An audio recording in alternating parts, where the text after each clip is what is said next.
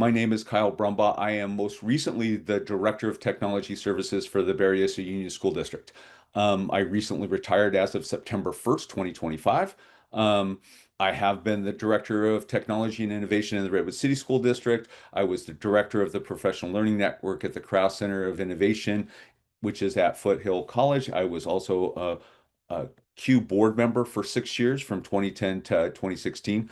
But I'm also one of those people, and I'll tell you a quick story. I'm what you call an accidental technologist. So I was a classroom teacher. My formal training, I have a bachelor's degree in history. I was set up as a history teacher, and I was one of the few people that did use technology in my classroom as early as the mid 1990s. I like to joke with people that the first grant that I ever wrote for any kind of educational technology was for four Mac LC2 computers for my classroom, so that my ninth grade world geography students could play Where in the World is Carmen Sandiego. So that might take some of you back a little bit. So in the late 90s, early 2000s, California ran an initiative called Digital High School. And the principal at our school said, I want you to run this. And I responded back, I really didn't want to. And what kind of took place from there was the next day she called me up and said, no, you no longer have a choice. I want you to run this grant. And it kind of changed the direction of my career. And we did lots of things. We did the things that everybody did with some of this digital high school money from the early 2000s. Um, we had a video studio. I ended up, teaching computer repair and computer networking, which then kind of qualified me for the jobs that I had later on in my career. But towards the end of that process, we started to see that kids were not very good consumers of the information they were getting from the internet. They really lacked information literacy skills. So the last course that we put in 2006 was a course called Digital Communications. And that was really designed to help students become better consumers of the information they have that they were receiving on the internet.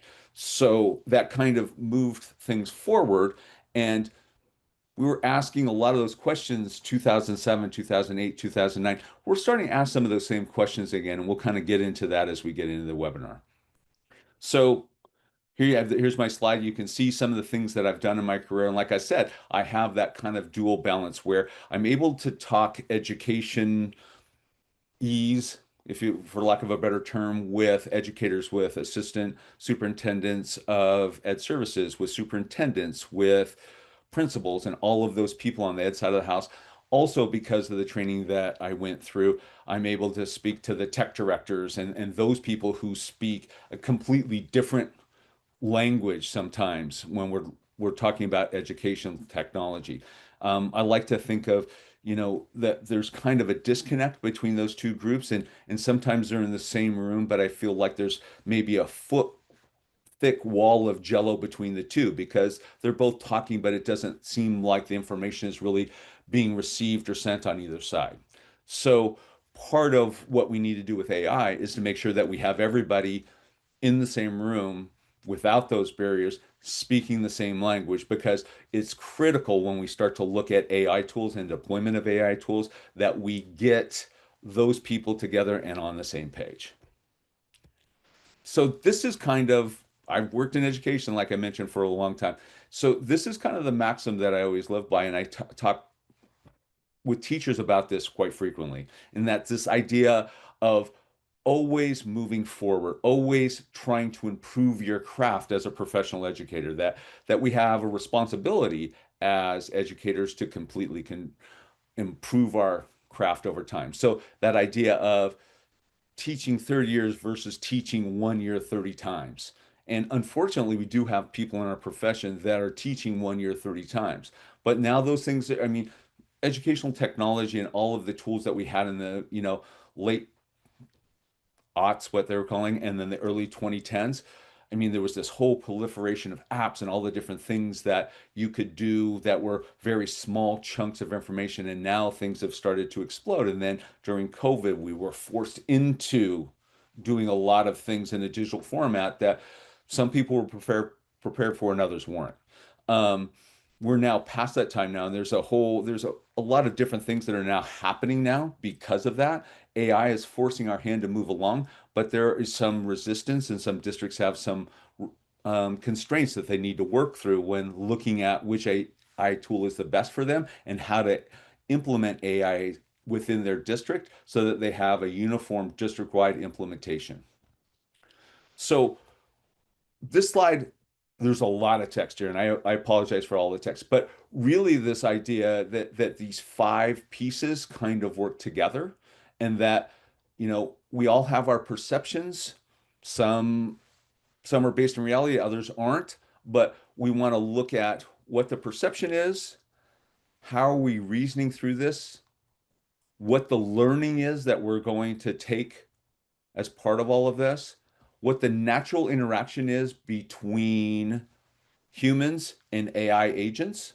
And then the last piece is that societal impact. And that's really the biggest thing. And I use this graphic specifically because they put the societal impact in the middle, because it is really central to everything we do with AI. Before we go any further, we really need to emphasize the fact that when we're using AI tools, we need to do so thoughtfully and with empathy.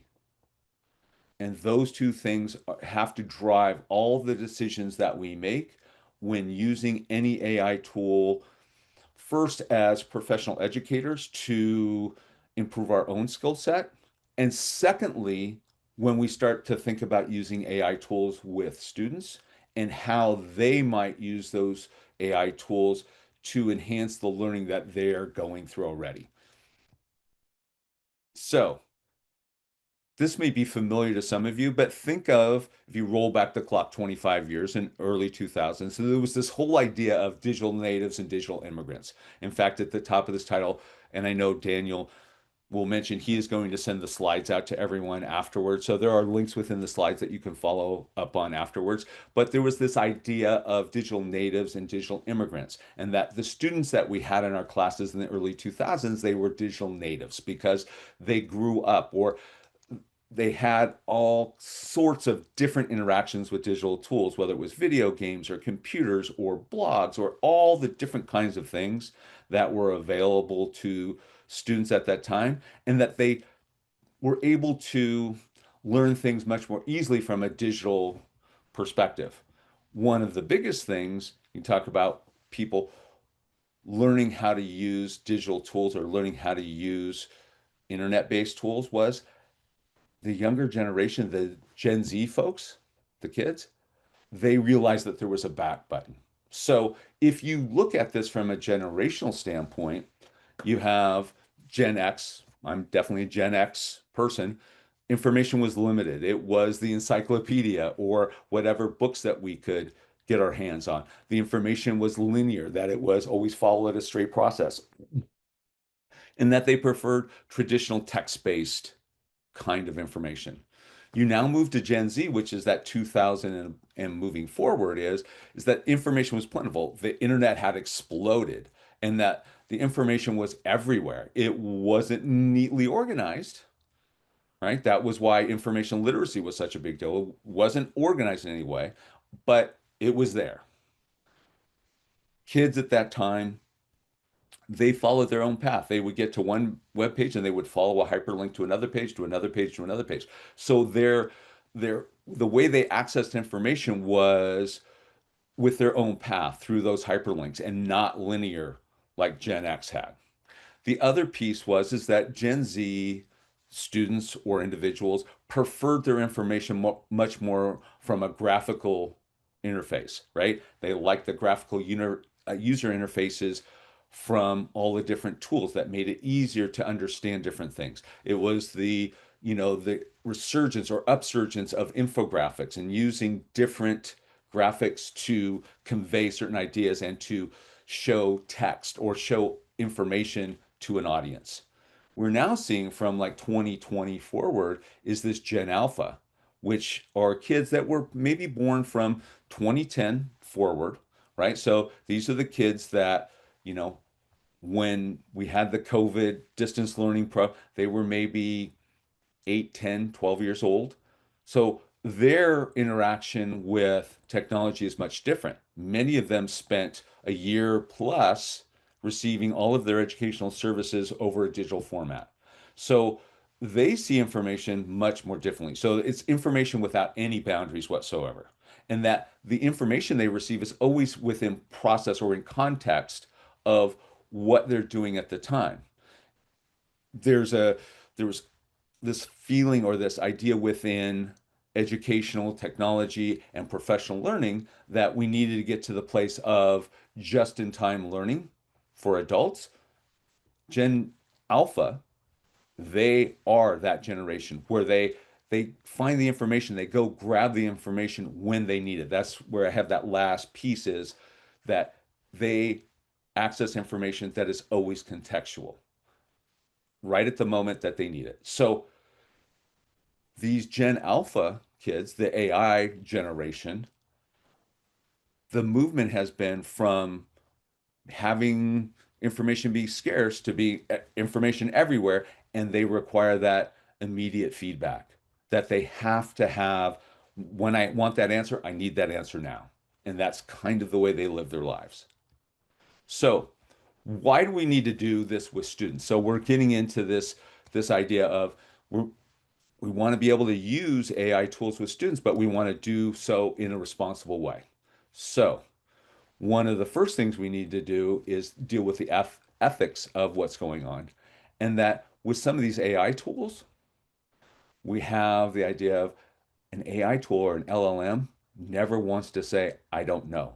So if it doesn't know, it won't say I don't know, it will make something up.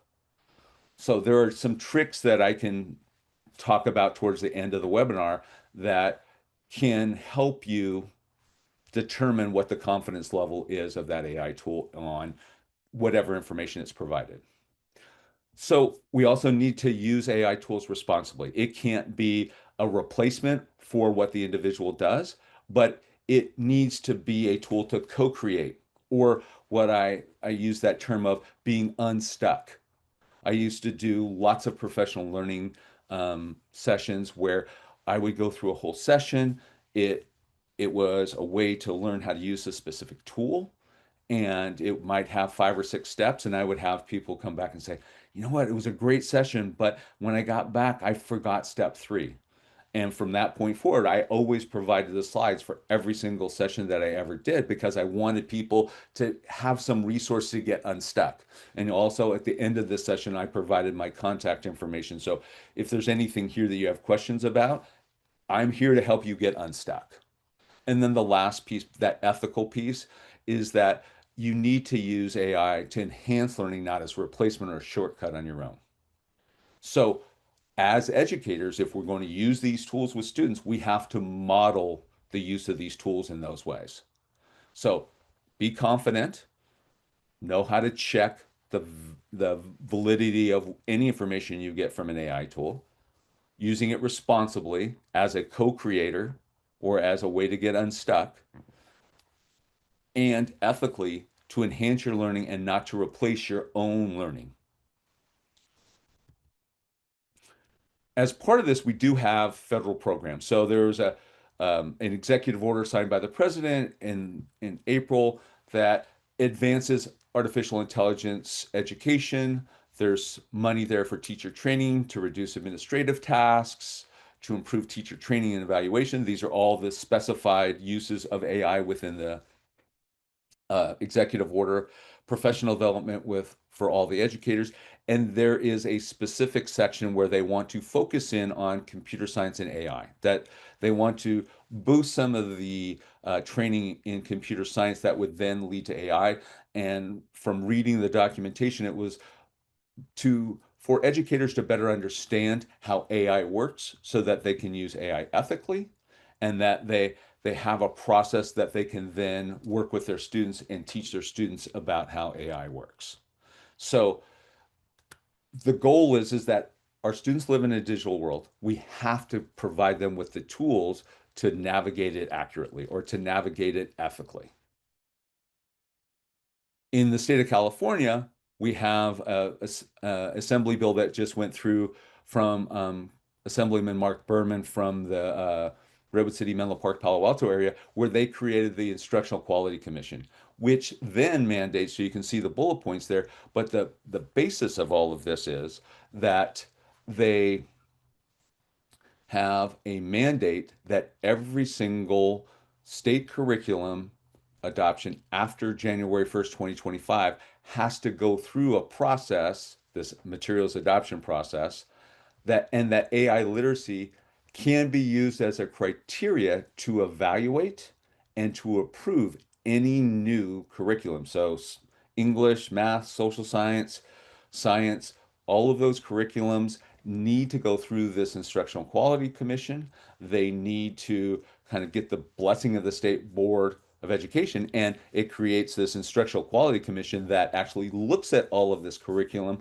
prior to it going to the State Board of Education. So it kind of has to get the stamp of approval from this Instructional Quality Commission and then goes to the State Board of Education for approval. So you can look here. I put this in. So AI for Education is the source of this map. They went and they have all of these states have resources. So you can see that all of the states that have AI resources that you can go and find. I would encourage you, if you're whichever state you're in, go find the links for the guidance from your state. But I would also, go and look at some others. And there are some in the state of California that I'll mention, individual districts that have done some great work with AI education and how to implement AI tools first with teachers and then with students in a very thoughtful and managed way.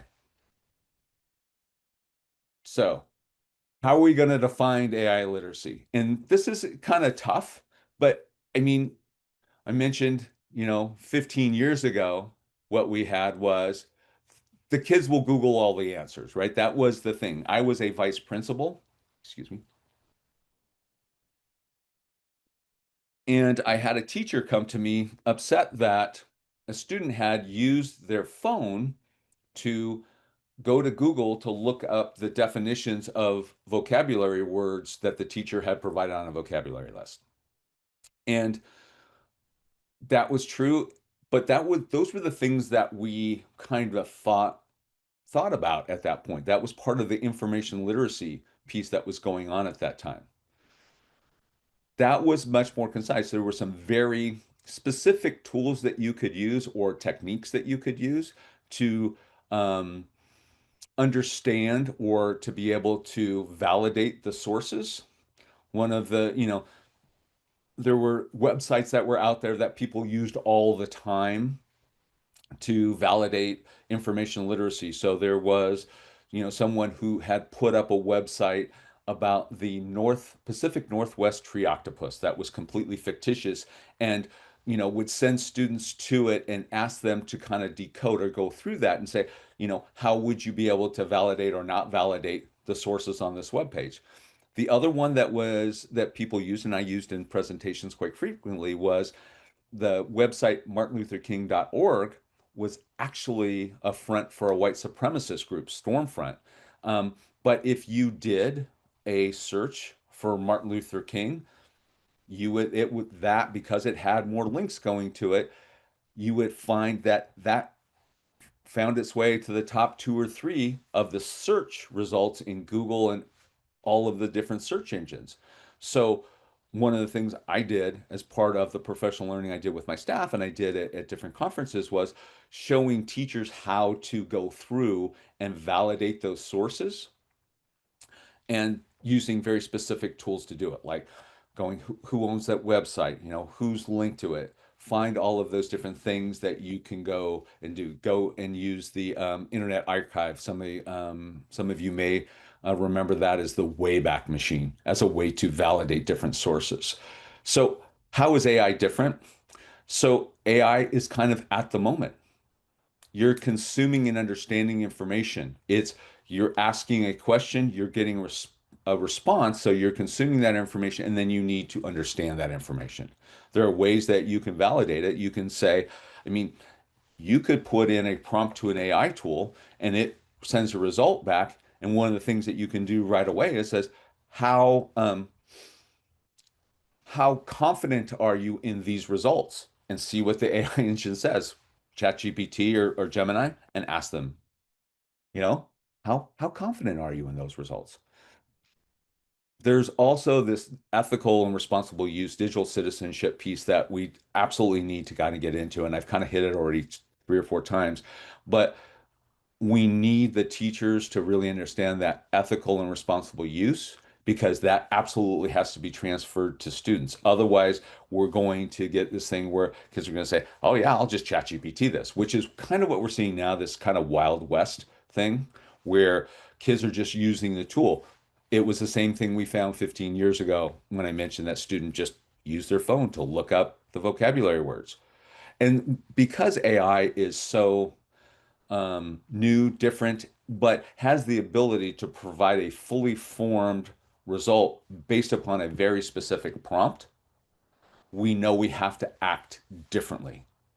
So on the side here, I do have some research. I can kind of go through some of those with you really quickly. But so Stanford has a teaching commons, their artificial intelligence teaching guide. They also have some very good lessons that students can go through that you can assign to students.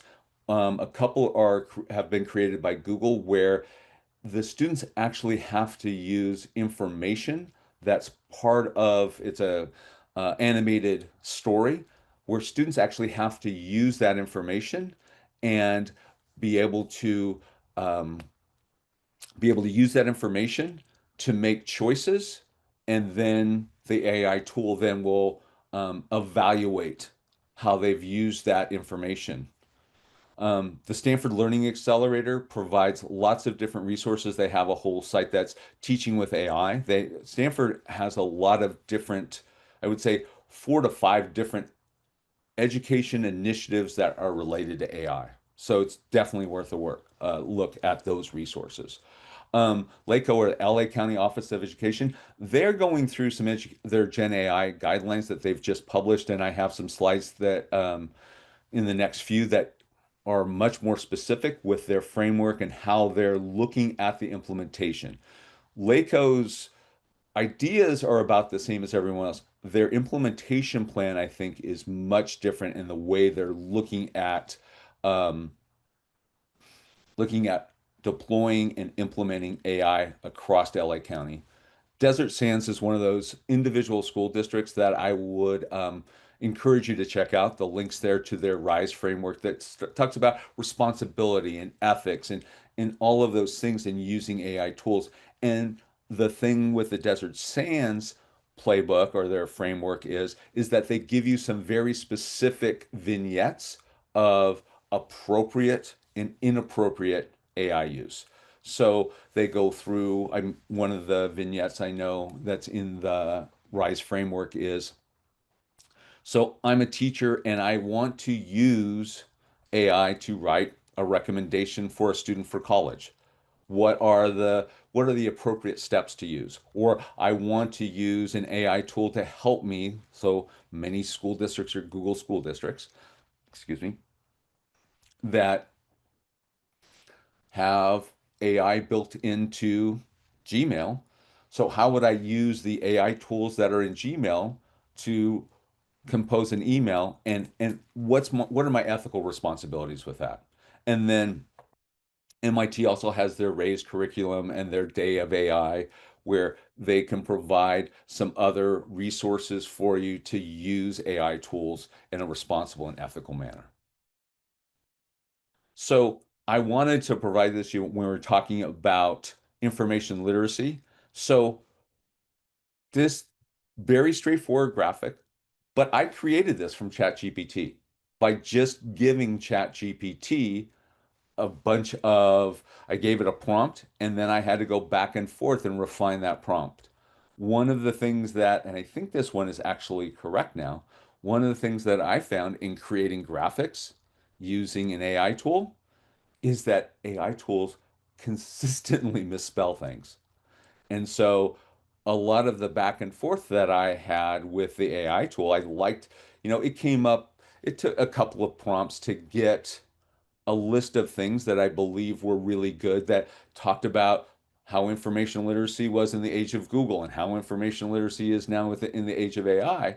Um, so that happened pretty quickly, three or four back and forth. But it probably took me another four or five, maybe six back and forth saying this word is misspelled or this word isn't capitalized correctly. And I had to go back and forth. And sometimes it it wouldn't make the corrections that I requested of it.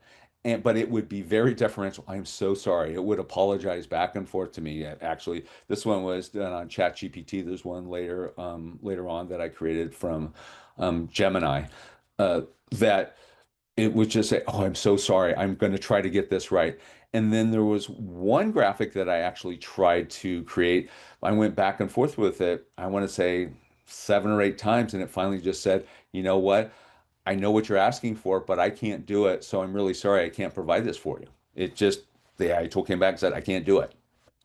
So these are skills. I think these skills are spot on, which is kind of gets through this idea. In the age of Google, it was credibility and source evaluation, right? How could how could you um, check for plagiarism, right? And then you also had that idea of information literacy with digital news. In the age of AI, I mean, knowing how to design a good prompt is a big skill for everyone to have. The issue is that that is a skill that takes a while to develop. And we'll talk about that in a little bit more moving forward. So this idea of human AI collaboration and the empathy piece that we've talked about a couple times before. All right, moving forward. So, how does Gen Z, right, or Gen Alpha learn about AI? 55% social media and 35% news media. So you're already at, 55 and 35, you're close to 90% get some of their information about AI from outside of the educational environment. Only 15% from educators and 12% from employers and colleagues. So think about if that's the information you're getting, we need to up that level with the educators quite a bit because we all know, the whole thing with the algorithms on TikTok, the algorithms on Instagram, and how all of those things work and can kind of take students in a variety of different directions, some of which are not really great. So here's also the skills gap. And so part of this is that 75 or 74% believe that AI will play a significant role in their professional lives. 46% think their schools adequately prepare them for AI. I think that's a little high. I think they think a little more that I think they know. Students believe that they know, but they maybe don't know enough to be able to use AI in a very responsible way. Um, Only 44% perceive their teachers as being well prepared. This is a training gap because I would believe that number is probably a little high as well. That we really need to be able to work with teachers to move forward to give them the skills to use AI tools in an ethical way. And then 49% worry that the AI could make the gaps in academic success widen. So here's this LACO model that I mentioned to you a few slides back, which is, so they went through this whole piece of, so they have three separate steps. So vision, modeling, implement at scale. So they have, so the light blue is that vision, create that urgency of, we got to do this. We've got to do this now. We've got to build a coalition of people that are going to be focused in on getting this done. And then we have to create a vision that we now tie to a strategy and get to people out. That second phase of the darker, a little bit darker blue is that you've got to get people that will pilot, right? And you have to get people that will absolutely buy in. So if you're looking at a diffusion of innovations model, you're looking for your innovators and your early adopters. You're talking about that maybe 10 to 12% of your teachers who are those ones who will go off on their own without really any direction from someone else because there's no path, there's no map, and they're willing to go out and figure out what's going on without a map. So in order for them to do those things without a map, you have to remove some of the barriers. And then when some of them start to figure it out, you need to show those wins and you need to find a way to um, create stories about those so that those can be replicated so that now you can have a map. So that last piece that's kind of more of a light green is that you build those playbooks based upon the travels of the volunteers. So you basically are sending scouts or pathfinders out to figure out how to do this in an ethical and responsible way.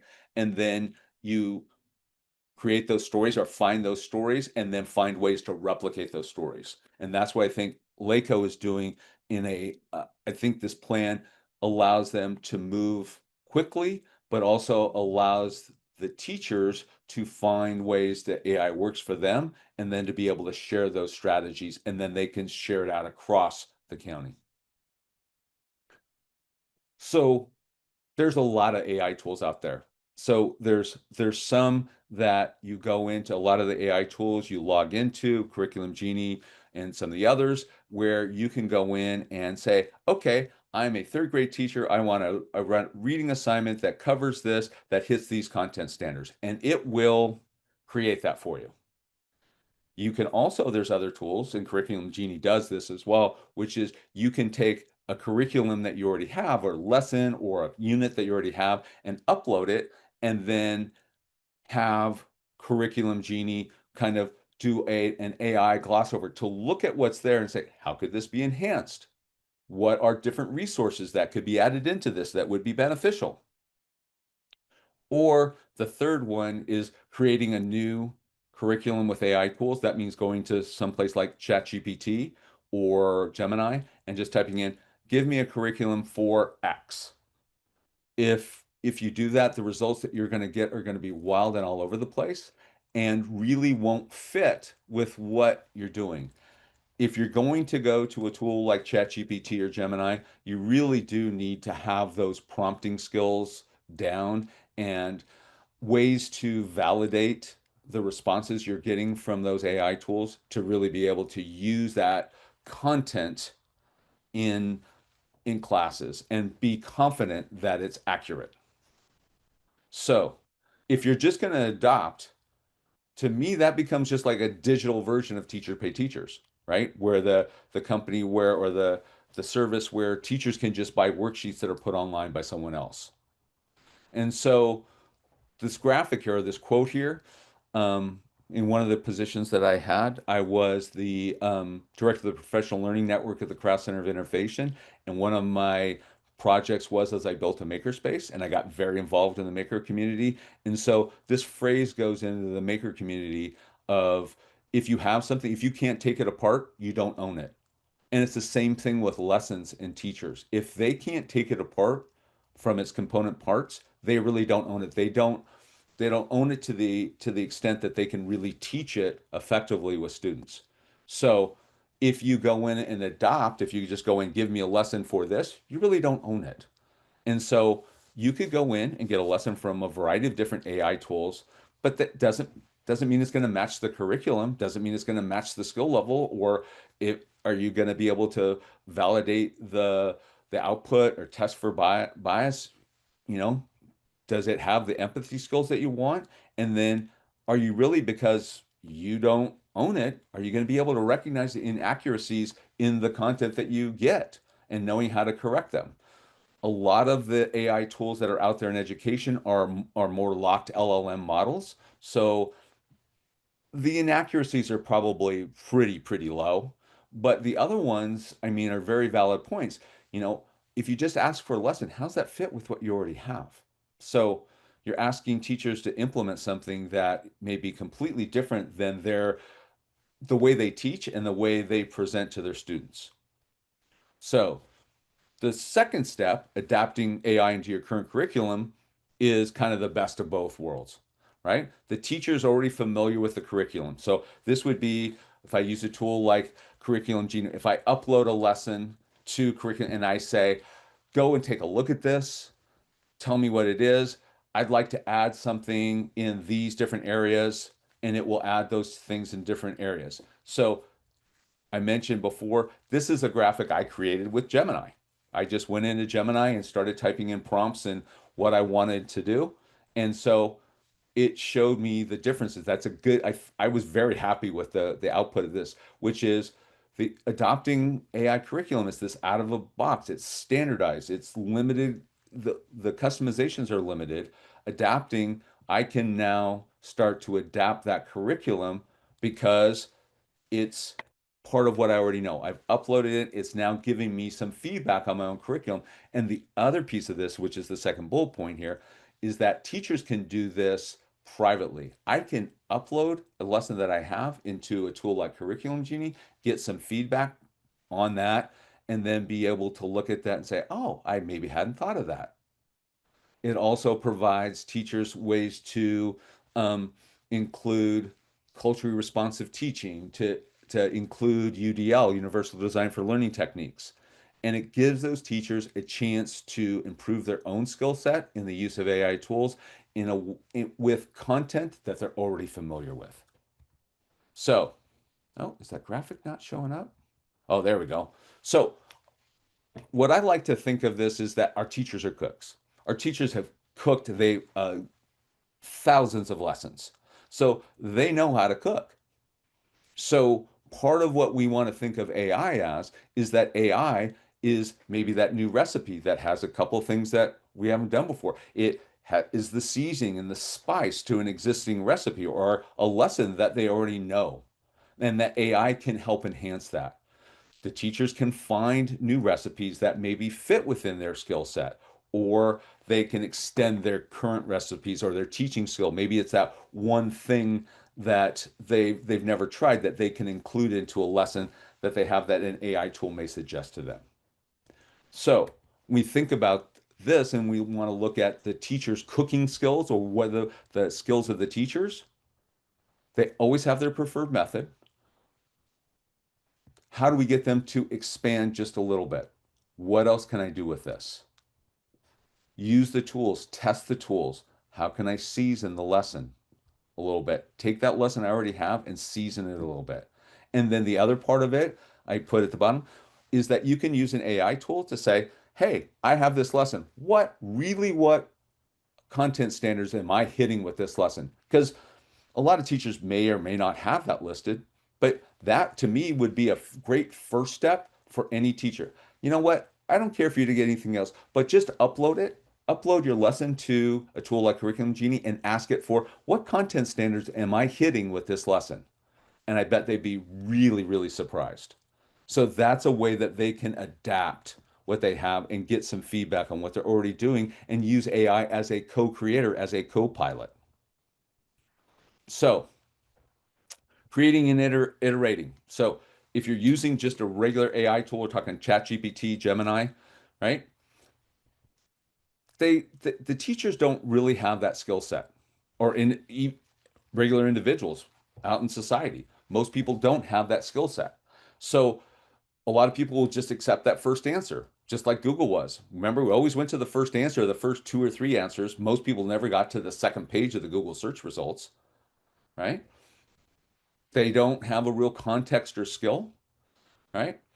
How to how to control for bias. Remember, AI tools never want to say I don't know. So if something isn't in the model, they're going to make it up with whatever information they have, right? This is very common with things that are recent because those things haven't been included into the LLM. Remember, the large language models have a specific date and they're locked at a specific date. If something happened after that time, it has no idea that that existed. So it's going to make something up. Most teachers don't know or individuals don't know that they should specify what the output should be.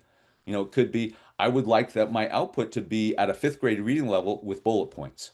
You can be very specific with that, but most people don't know that, right? And then I mentioned this before is one of the checks you can have is to ask the tool to evaluate their certainty about their responses that it asks about. So, oh geez, sorry about that. So here's a sample of the current AI tools. I want to, so you can see what the differences are, right? And a lot of these they talk, ChatGPT, teachers must learn to prompt effectively, right? Canva does a lot of things with AI, but it might be overwhelming to a lot of people. Okay. So you have pluses and minuses to all of these. And so looking at a good place to start may be to look at one that will allow me to adapt what I'm already doing. So, so here's kind of different programs that are going out there. So the day of AI.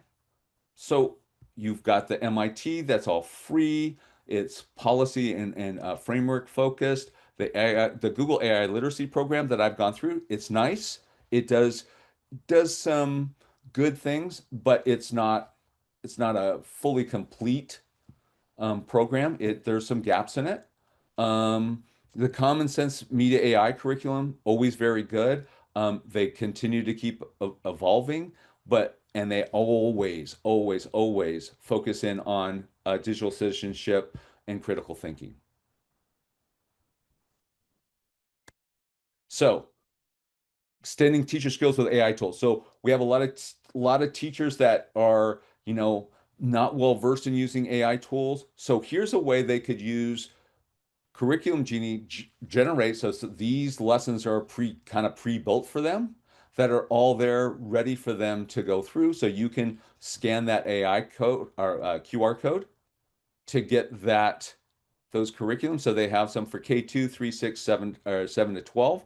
They're all 3-week units that will kind of step you through the process and will go across multiple curriculums or multiple subject areas, which we'll kind of see here real quick. So in the K2, you'll kind of see that there's different things, natural versus artificial, and it kind of goes through different AI tools and all the way through the end of the third week where they're actually creating, if you can see down at the bottom, there's this piece where it says teaching a helper to learn. So they're actually doing some configuration of AI tools at that point. So they understand how AI works and that AI needs certain information to be able to do the things that it needs to do.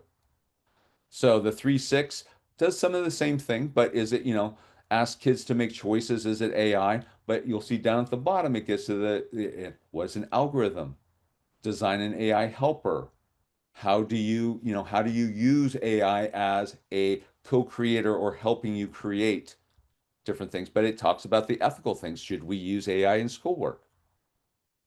And then the last with this one in 7 to 12 kind of goes through more depth of what is machine learning, right? So more the nuts and bolts to understand or to define AI and what hallucinations are.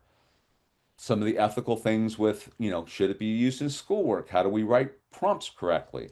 And then the tail end of this is that it asks the students to do a public service announcement about the use of artificial intelligence in schools. And then the last day is that you're going to have the students basically, after they've created their PSAs, to showcase their PSAs in front of the class.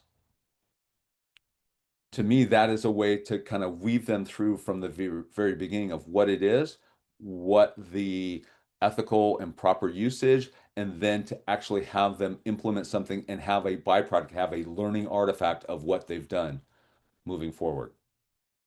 Okay, so this one kind of breaks down this whole idea of the unit planner. It gives the unit overview, it gives you a lesson a day.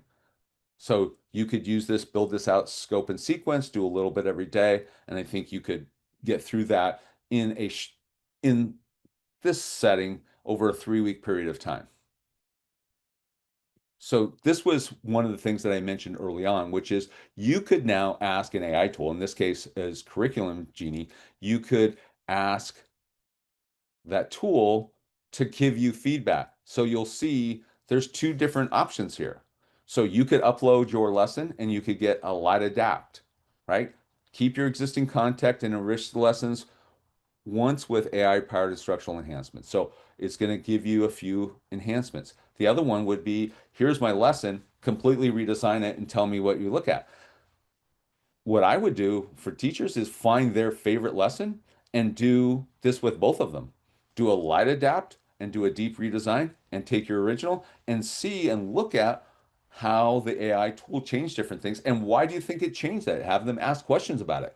I mean, that might be the first step for a lot of school districts to implement an AI program, or that they're going to start to implement an AI initiative within their district. Take one of your lessons, do the light adapt, do the deep redesign, and then have them look at both of them, and then start to have conversations with other teachers about what the AI tool did. That's one way that teachers can kind of learn how AI does the things that it does, but it also gives them the opportunity to have conversations with other teachers about it. And I think that's an important thing to have those conversations. So, ethical use and validating AI content. So, if you look at this, um, it's just kind of the very basics. So ChatGPT and Gemini, you're in the wide open, huge LLM, and that you have to have the skills to be able to validate those sources. If you're using a focused LLM, a lot of educational LLMs are large language models, excuse me. Um, you have that focus, so the actual library, right, is a very focused on education kinds of tools or education topics. You have a better chance of getting a better result there because you're kind of narrowing down the things that it's looking for. For most people to start, a focused LM is a place to start. But remember, to me, it would be to adapt an existing curriculum, not to go in and say, just create me 3 units on or a week's worth of lessons on X, because at that point, teachers are not going to own it. And they really need to own what that process is. So, what's it going to take for everyone in your district? That means people on the ed side, teachers, principals, the tech department to effectively use AI. How is that going to happen? How can you do that? I have ideas, but what it requires is having some of those conversations, but having a very structured initiative and implementation process, and then making sure that people are having those conversations. That it's just not something that we ask people to do because we think it's the right thing for them to do, but to have them do something and actually do something with that whatever they've created or whatever they've done to do that, because that's the way you're going to build capacity. And that's the big piece in most school districts, is that you have to have an initiative that has an implementation plan that helps you build capacity within your teaching staff so that you can kind of get over the hump and get it into that 40-50% of teachers know how to do this, because then at that point it becomes part of your culture. So here's resources that I have for you. These are all, some of them were in the presentation, others weren't. That first one there, I thought, or the second one is basically the AI Tinkery, which is basically a makerspace for AI tools that Stanford Graduate School of Education has. But a lot of these are different studies that people have done. The whole Desert Stand stuff is there. The LACO, the Common Sense Media, the Digital Promise stuff is all there for you to go and check out. And then if anybody is interested in reaching out to me, please feel free to do so. You can reach out to me on any of those different platforms. You can find me there at all of those different links. And then thank you. And please go out and check out Curriculum Genie and the things that they can do to help you and your teachers kind of be able to implement AI in a responsible and ethical way, and do so with their own content in a way that is going to, I guarantee, is going to be less threatening for them to either do something from scratch from an educational AI tool, or to go out and use ChatGPT and Gemini and try to prompt from scratch.